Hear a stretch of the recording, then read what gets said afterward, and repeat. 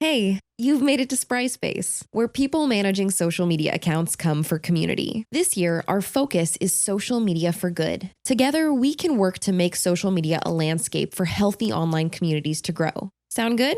Then come along with us on the Spry Space podcast, where we share what we know, learn what we don't, and strive to make social media better for us all. Hello, everyone, and welcome to the Spry Space podcast. I'm Lacey, and today we've got a wonderful, wonderful guest I'm so excited for. Today we have Diana Avalos Leos with us. Let me tell you a little bit about Diana. So Diana is a COVID-19 care coordinator for Washington State Department of Health. She's also the founder of the Clark County Latino Youth Conference, and she was also named Clark County's first citizen for 2021. Diana, can you explain real quick, what does it mean to be Clark County's first citizen? That's a great question to start off the conversation. And I will say I have two dogs at my feet who follow me all day long. So I'm sorry if you probably hear them play in the background. What are their names so we can invite them on the podcast too? So we have Miko, who is, he's like 4 months old. Yeah. And then we have Guy. He's our senior citizen. He is now 14 years old. Wow. Okay. All right. Well, I'm honored to have them here too. Thank you. So to go back to your question, so what does it mean to be Clark County first citizen? It was last year in 2020 when I was surprised with the honor of being named Clark County first citizen. And I didn't know like what is going on. You know, we've all seen those commercials with Publishers Clearinghouse where they come up to the door with the balloons and the big check and people open the door and that whole surprise. Yes. That's exactly what happened to me. Wow. I was at work. You know, this was before the pandemic, before we all had to go work from home. And the board of directors from the community foundation, they walk into the office and they're like, "Is Diana here?" And my kind of little office space was like around the corner from the foyer. And I'm like, I thought to myself, I wonder who's here to look, I wonder who's here. I look around the corner and I see Jennifer Rose, the executive director of the Community Foundation for Southwest Washington, and several of her board of trustee members there in the foyer. And they're like, "We just stopped by to congratulate you and let you know that you've been named Clark County first citizen." I was in shock. I had no words to say, which for me is very unlikely. I always have something to say, Mm-hmm. I was lost for words. And I was like, what's going on? Wait, what? It took about 2 hours for it to really sink in.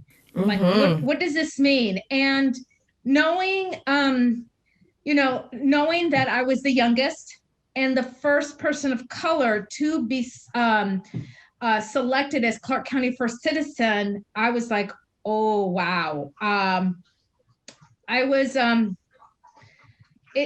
when it really sunk in.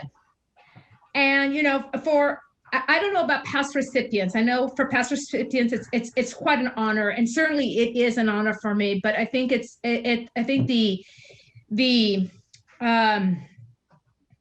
I think it kind of leveled up with being the youngest and being the first person of color in this position. And so I hold it with the most highest honor and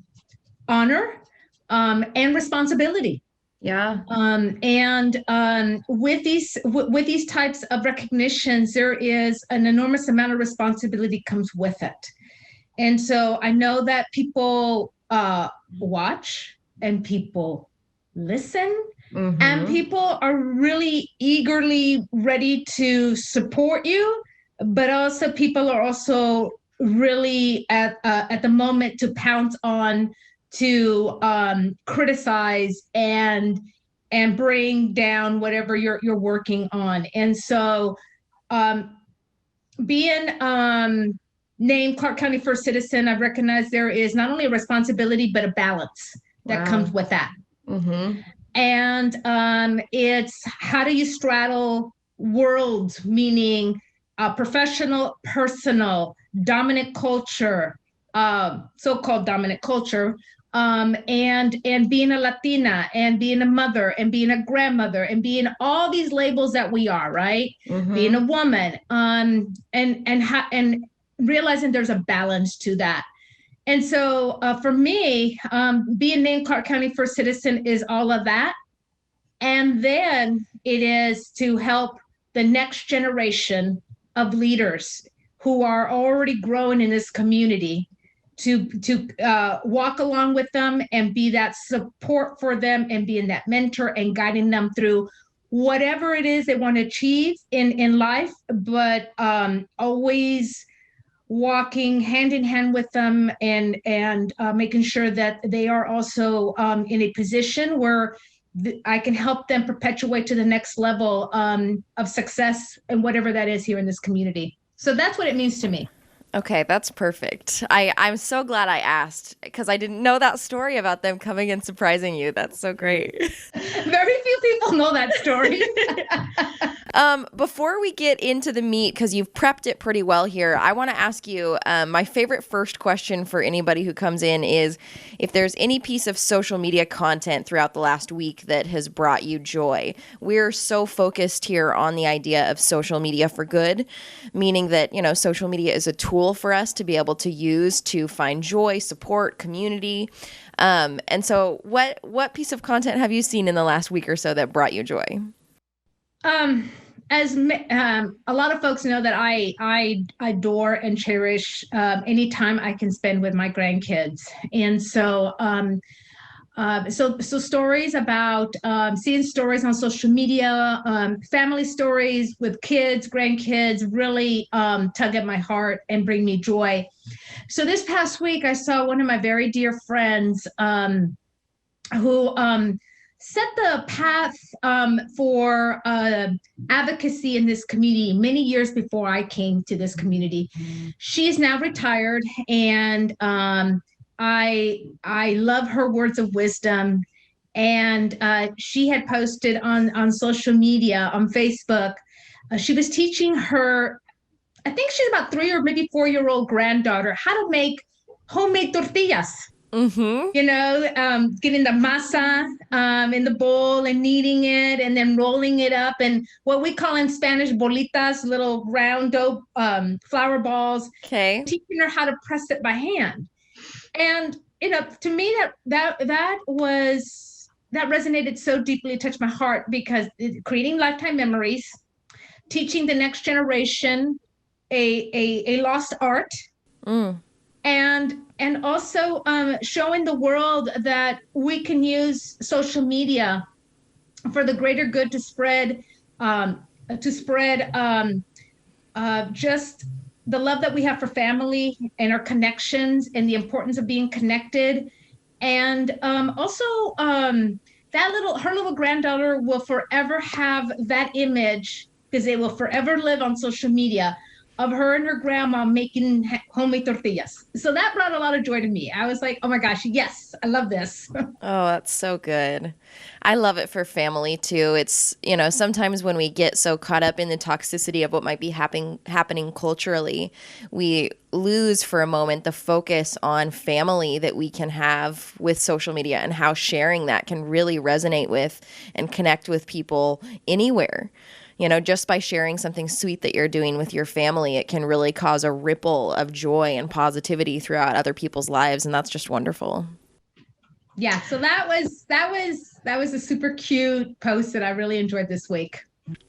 So you talked, when we were talking about First Citizen, you talked about, another priority that you have of bringing up the next generation of leaders. So why don't you tell me about the Clark County Latino Youth Conference? And you founded and are the president of it. So tell me a little bit about the mission of the Clark County Latino Youth Conference.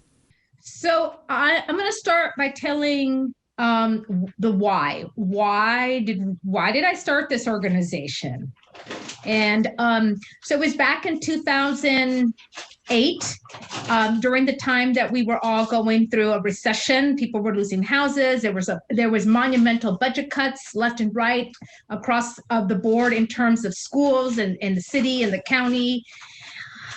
And I was at that time working for a K-12 system. And I've always worked with the Latinx community in one way or the other.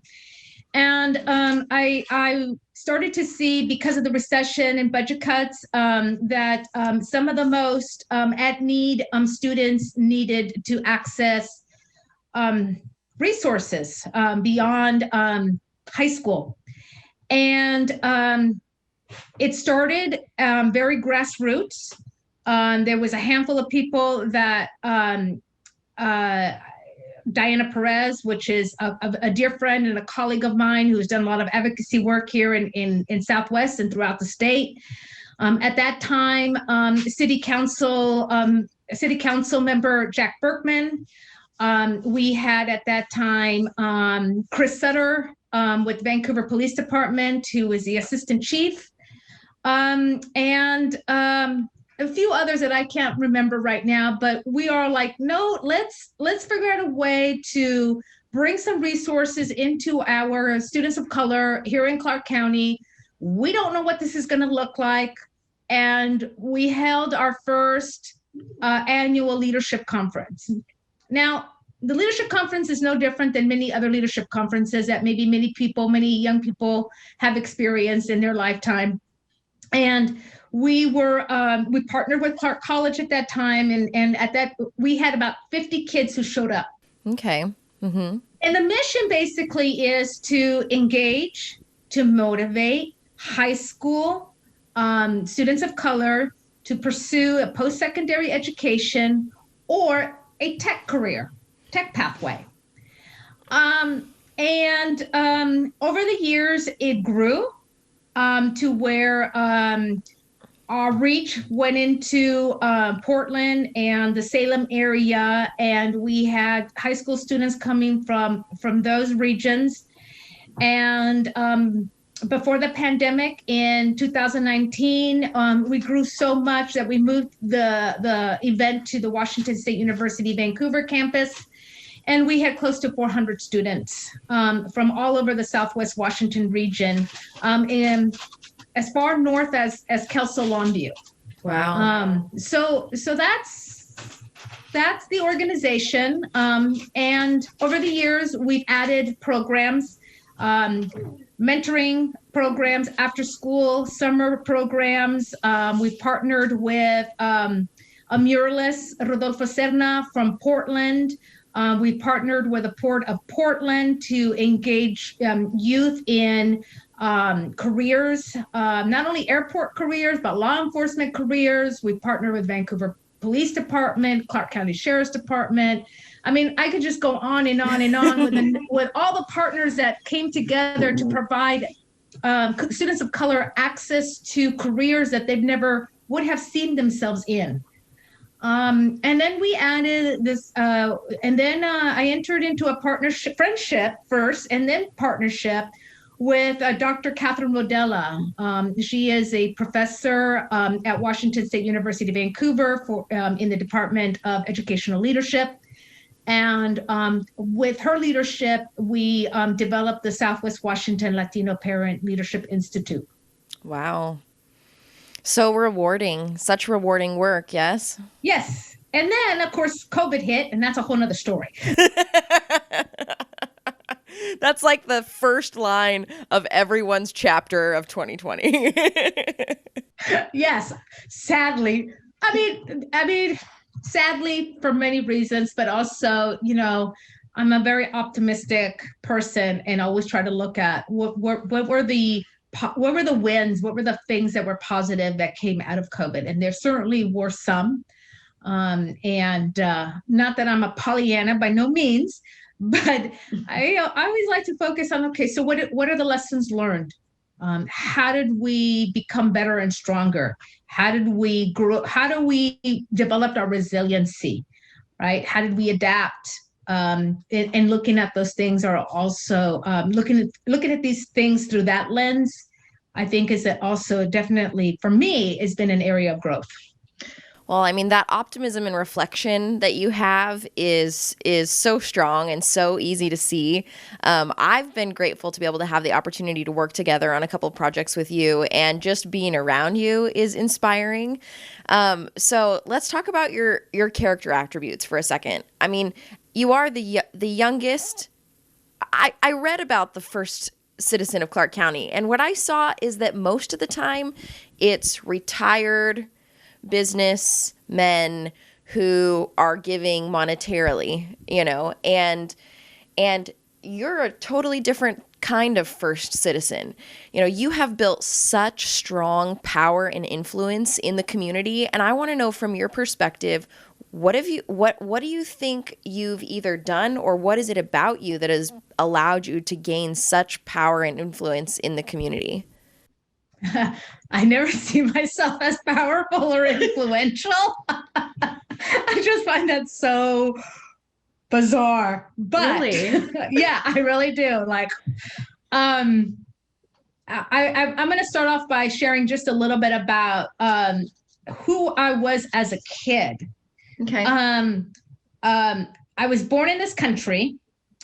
I am third generation. And grew up in a household where I was very blessed and privileged that my mom was a stay-at-home mom, and my mom only spoke Spanish at home. My father was 100% bilingual, fluent, both languages, and we always practiced speaking Spanish at home. So when I entered the K-12 system, I had to learn English. And so I probably didn't speak my first words of English till I'm about the first grade. Okay. And one of the things I recited perfectly was the Pledge of Allegiance. That was, I think, one of the first things I learned how to say in English. Mm-hmm. And so I always lacked confidence because as a second language learner, I knew and experienced the fear of speaking English and making mistakes, and always shy and quiet to speak. I didn't find my voice until I was in 10th grade in high school. Wow. Mm-hmm. And it was an English teacher, the irony here, okay? An English teacher. I went to summer school, not because I needed to go, because I wanted to go. And we read Charles Dickens. Now, there's another irony right there. Yes. A second language learner, a Latina, reading Charles Dickens in the summertime in K-12 in LA Unified School District. Mm-hmm. And it was reading Charles Dickens and that support from that English language arts teacher that I found my voice. Wow. When I found my voice, I started to, I think it really opened my eyes to, so what is advocacy and what is social justice? But back then, in the early 80s, those words really weren't part of mainstream vocabulary or mainstream content, right? And then so over the years, and so that's one piece. The other piece that influenced that were my parents. My parents, my mom was a newly arrived immigrant to this country. My father had dual citizenship, right? So we were not we were very kind of a very different kind of immigrant family. And my father was a self-made businessman. And he always looked for raw talent to bring in and provide a internship opportunity. And he never said anything. He never said, hey, this is how you do it. This is what you're supposed to be. He just modeled that behavior. My mom, because she was a stay-at-home mom, always found time to volunteer somewhere, somehow. She never said, hey, you need to do this. This is how you volunteer. It was just modeled. So between these two things, these two worlds that I had, really, I believe, really shaped and influenced where I am and who I am today. So to get to your question, is over the years, I always held those two things close to my heart. And I always, when I worked and provided resources and support to a student, I remember, because of my lived experience as a second language learner, I always saw myself in their shoes. I always saw myself when I was working with a family unit, always saw myself, my own family in that. And always honoring your word, following through, trust. There's a quote, I can't remember, one of those great leadership books that says, we move at the speed of trust. Wow, that's insightful. Right? Yeah. And I never knew that. I mean, I only learned that maybe 6 years ago. We move at the speed of trust. Oh yeah, that's so true. And there are times that if I don't have the answer, I find the answer for someone, or I connect people. But I've always have honored my word with people. And I think honoring my word, following through, have equal trust with community. And so all of those ingredients have come together, I think, to have helped with that. As people say, you have power and influence, and it's been a lifetime journey that I was able to throw all these ingredients, and not intentionally, it just happened. It's like when you create a pot of stew with no recipe, you just kind of put a sprinkle of this and this and that, and you see what comes out. Keep tasting it along the way. Exactly. Well, it's interesting, isn't it? Those of us who have had to work so hard to find our voice, once it's ours, nobody's taking that away from you for anything. Is that right?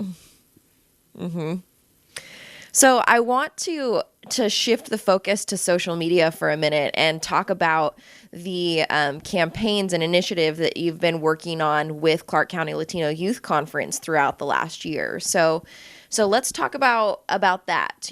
Can you tell me a little bit about the campaigns that you've been running and what kind of goals you've been trying to accomplish, which is the main reason that I thought, this month we're focusing on women using social media to organize for good. And you've done an amazing job bringing together a team of people to work towards a very important initiative. So let's talk about it a little bit. Okay. So it was, we're all reaching that 1 year anniversary of when we all heard the word COVID, coronavirus. And at that time, we were watching the news about the stories over in Europe, and we were all kind of like, is it going to be here? And we were all like, nah. And then that week that's soon approaching, I think it's next week. I think you're right. The 15th or so. And it's next week when we hit this 1 year anniversary mark. And we had to pause. We didn't pause. We kind of put the brakes. Yeah. Because at that time we were running a 2020 census Every Shade Counts campaign. And we had young people, high school and college age young adults out in the community in helping to educate our communities of color, the importance of participating in the 2020 census and as to the whys. And we had to immediately put the brakes on everything and pull people off of and out of community. And a common friend of ours and colleague, Delina Meyer, we just started working with her, and she goes, what are your thoughts? What do we need to do? And we had several hours of conversations of like, what is the role of the Clark County Latino Youth Conference in the community? How are you going to keep engaging with community? What are the strategies to continue to inform and protect community and keep them engaged? And so many hours of conversation. And as we started to see COVID become very obvious in our community, the COVID-19 rapid response messaging campaign. How can I say this? It developed, it came out of those conversations, and then we implemented that strategy. And so from that COVID-19 rapid response messaging campaign, we worked and collaborated with the same partners that we had for the 2020 census campaign, which is the League of United Latin American Citizens, LULAC, the Latino Community Resource Group, and the NAACP. What we did is we pivot our focus from 2020 census, Every Shade Counts campaign, to COVID messaging, and we went into action. And we literally turned the plane around and landed the plane on the so-called tarmac. Made sure that all the wheels and nuts and bolts and wings were ready to go for COVID-19. And looking back a year ago, we did a phenomenal job in working together as BIPOC organizations to mitigate the harms of COVID-19 in our communities of color. Because historically, our communities of color have limited access to resources. There's also the issue of language. There's also the issue of historical mistrust.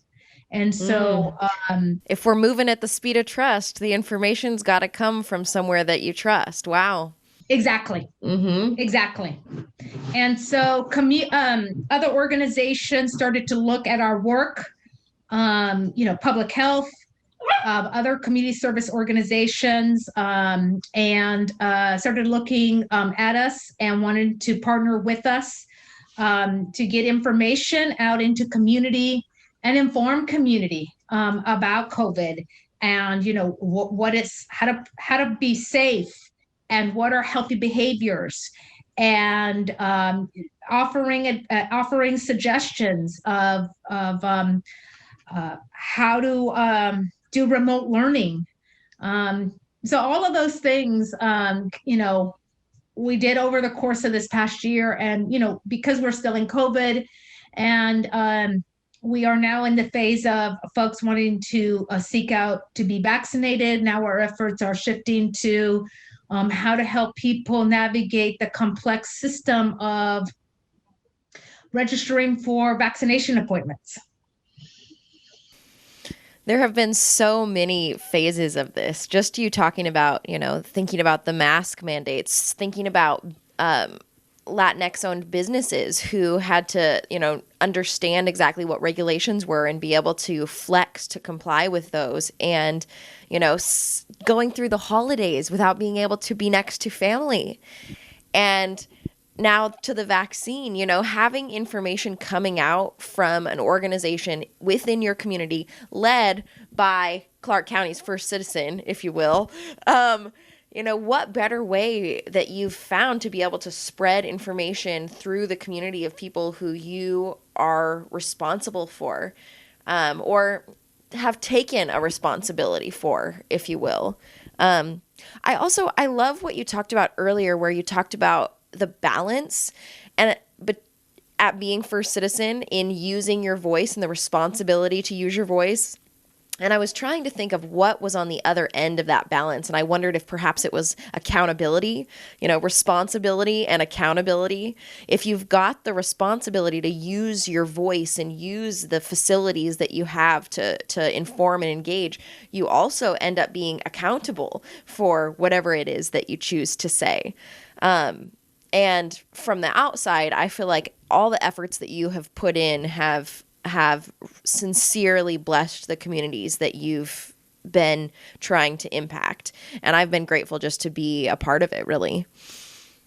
Oh, thank you so much for that. Yeah, there's that accountability piece is,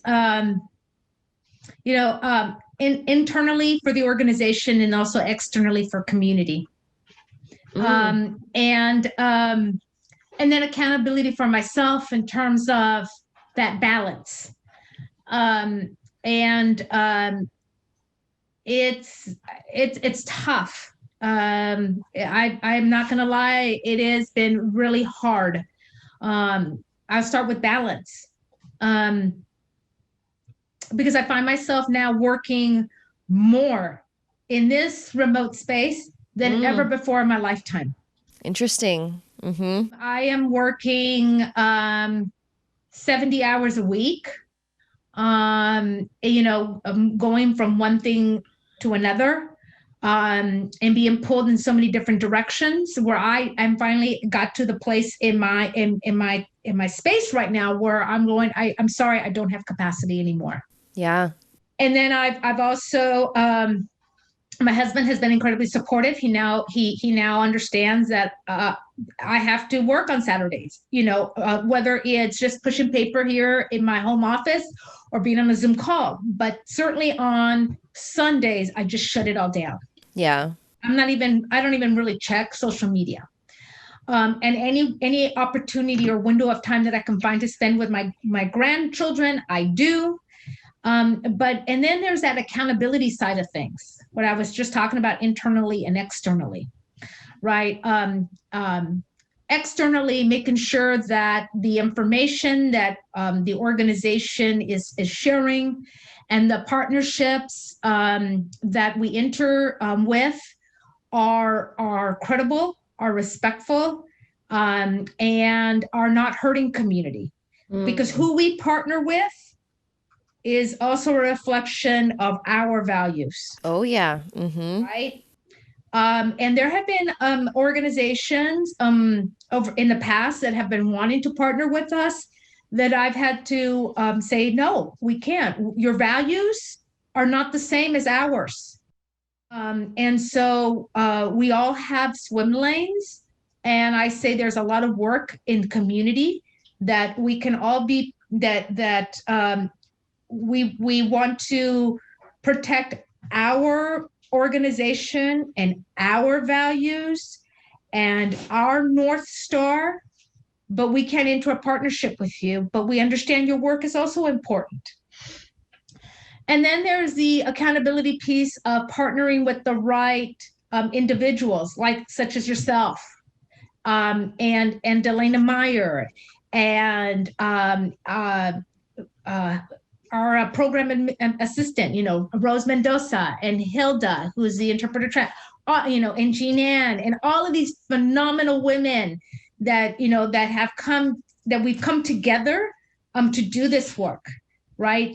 We all have very similar values and level of a high level of work ethic. And we all run this really well-oiled plane. I was gonna say, you tried swim lanes earlier. I was like, what's the airplane lane called? Can we keep it? The tarmacs. Yeah. Right. And then there's that internal accountability. Making sure that we are doing our due diligence in terms of folks are taken care of, that we're going after grants that align with our values and our mission and values. We are working with community to make sure that their needs are being met. So there's just so many different pieces that come with also the accountability side of this work. And I think sometimes when we hold ourselves to such high accountability, we also do that towards others. And, I watched throughout the summer too, because don't forget that we've had this huge influx of awareness of social injustice with BIPOC. And, we went through some very intense social media activity throughout the summer around race and equality. And, I watched you multiple times use your power and your voice, because you had to be a voice for BIPOC during this time. So how was that for you, from your personal side, using social media to really talk about race during this time? It got ugly. Yeah.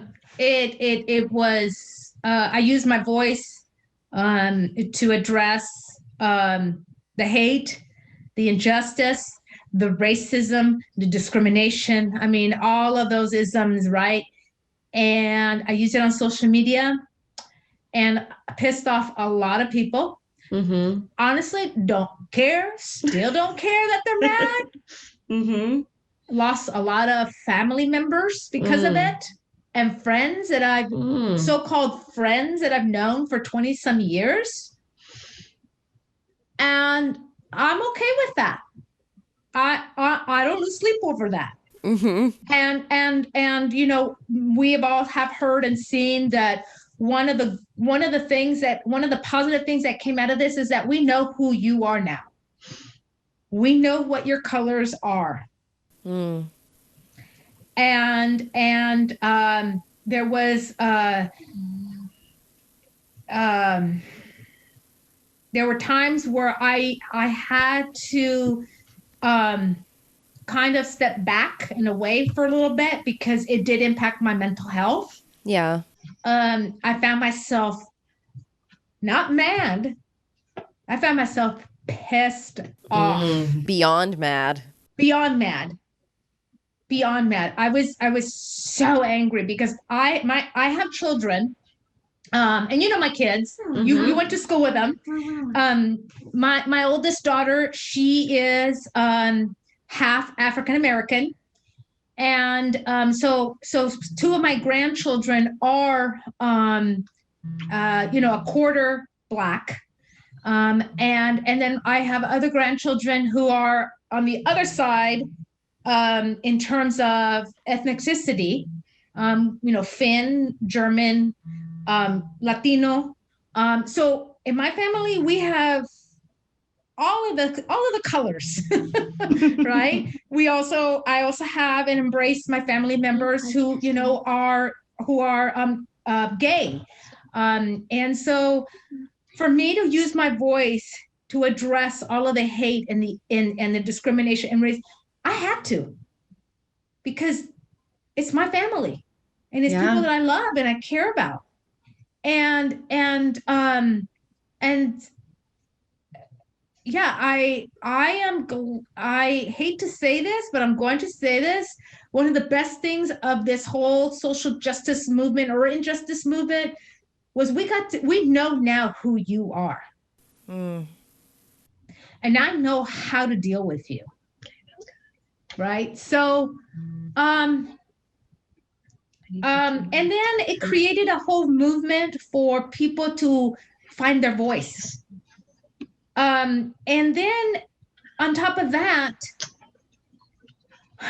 what I still find exhausting is that people still don't get it. Better yet, people choose not to get it. Even though they've got access, if they try, to any sort of information. Right. And then there's segments of community who think that because of their position, because of their color of their skin, because of their gender, they know the answer and they're going to save us. Y'all need to pause for a minute, because if that was the case, then where were you before? Exhausting. It just sucks the life out of me. Yes. And I just don't have at times bandwidth for that. but I know that I have a voice, and at times I find it where I have to just pause for a moment and say, okay, let me walk with you and help you why you are not the right person for this work. That takes patience. A lot of patience. Mm-hmm. And doing it in a way where it's not doing it in a way where it doesn't hurt someone, and then doing it in a way where help them see that your position, your influence, where you sit in society. Let's use that differently, and how you can use that differently. Mm-hmm. We forget sometimes how much more we can gain when we're working for people outside ourselves and not just our own desires. Mm-hmm. Absolutely. Okay, so as we're getting close to the end here, many of us who are listeners of this podcast are communications professionals, either working in the social media field or other PR, other communications fields. And a lot of us want to be doing good, but maybe we have lots of bosses with lots of initiatives that we're trying to accomplish. So for those of us trying to use social media as a tool for good, what kind of advice do you have for us to be able to, keep pushing our North Star towards using social media as a tool for good?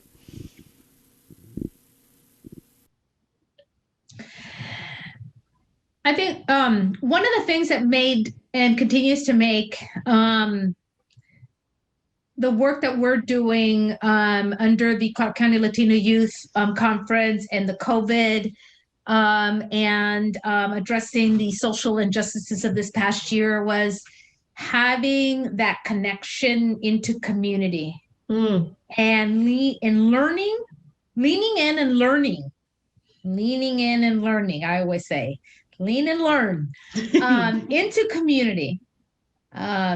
Because sometimes when we're at this 10,000 foot level, we only see, we see at the 10,000 foot level, we see through our lens this very tiny speck of what we're trying to accomplish. Yes. But when we lean and learn into community, we are going to be we're going to be in a space where people are going to share their lived experiences on whatever subject that may be. And empowering community voice as well to help shape good for social media. Too many times that piece of lean and learn and sharing community voice is missed in the broader sense of communicating the greater good on social media. It's the same problem that you're talking about earlier of, are we just saying what we think that we can do to save, or are we listening to the people who are serving and empowering them with voice, saying and putting something on others as opposed to empowering and lifting and sharing the voice of the community you serve. I like that, Diana. Thank you. And that's hard to do because you have to walk in a space of humility. You have to walk in a space of being flexible and nimble. And I understand there are guardrails, right, in terms of communications and marketing. I understand that. And like I said, humility, humbleness, flexibility, and nimbleness. And being your authentic self when you lean in and listen. Too many times now that I've worked with you and worked with, on this campaign with the other gals on the team, I've learned so much about communication and marketing, right? And how we have leveraged the trust and the respect of not only the Clark County Latino Youth Organization, but LULAC and Latino Community Resource Group and the NAACP to help shape informed communication. Yes. I've learned so much that now that anytime I have a flyer or I see social media or someone wants to engage in creating messaging, I mean, like, did you all check with community? Because that doesn't seem to be resonating. or this graphic here, no, I don't think will serve well. Will serve well. That's a great way to ask. Is this going to serve well? Not, is this going to convert? How is this going to serve? Yeah. I love it. So I have also learned a great deal this year. Also, I have grown so much, not only personally, but professionally as well. And, I said earlier, what have been the wins of COVID? For me, it has been, I have learned professionally and personally, and also have the opportunity to work with an amazing team of folks like yourself and Delana and Jeananne and Rosa and Hilda and the hundreds of partners that we have brought on over the year to inform and serve community in our region, and actually the impact that we've had across the state. Well, next time you've got to explain that you've got to work on Saturday, you just say, listen, honey, I went to summer school by choice as a youth. This is my summer school. Because that's what you're doing. You're just learning and leaning and serving. And I'm so happy. I'm so happy to be able to talk to you today about it. Oh, thank you so much. And thank you for the invite. I was honestly, this is my first podcast. I'm like, I don't know what I'm going to say. So I was a little nervous. So thank you for making it so comfortable and so easy. You're welcome. And the invitation to participate. Well, my last question always has to do a little bit with our own social media use. It's so important that we're mindful of the type of content that we're putting out into social media, but it's also very important the type of content we're taking in and the relationship that we're building personally with social media. So how you in social media doing? How's your relationship going? Because I have no bandwidth right now. I'll throw on an occasional, picture or video of myself and my granddaughters or a home project. But other than that, I am just, with the many hats that I wear, working at the State Department of Health, help with the advocacy work that we're doing in this community, and still helping to mentor young adults and providing them with opportunities in the community. I don't have any bandwidth really to be spending on social media. So right now, my relationship with social media and I, we're okay. We're good. I saw that roller skating video of you and your granddaughter the other day, though. On TikTok, mind you. You got a TikTok account, young lady. Yes. Hey, I grew up in the 80s in Southern California. I grew up on roller skates. Okay. So when my Vivian, my 5-year-old granddaughter, she goes, Grandma, I got roller skates. I go, Grandma has roller skates too. And she was like, what? Shocked. She's like, and so my daughter's home is very spacious that we can indoor roller skate. So yeah, I roller skate with my 5-year-old granddaughter now. And you edit your own TikTok video too? Uh-huh. Oh, look at you. Amazing. Very dangerous.